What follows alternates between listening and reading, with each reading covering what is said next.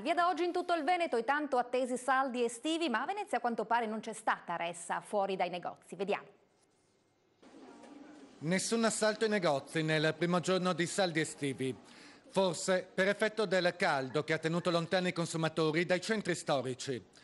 Forse per effetto della crisi che continua a mordere più che mai. Saldi zero.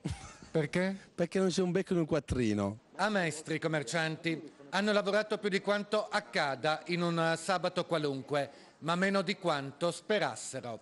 Se si eccettuano i negozi di biancheria intima e profumerie. 2 reggiseni e della creme per il viso e solari. Sulle vetrine si vedono sconti che variano in media dal 30 al 70% e ciò indirettamente conferma il momento difficile che sta attraversando il commercio, con un calo di vendite in alcune aree del Veneto anche del 19%.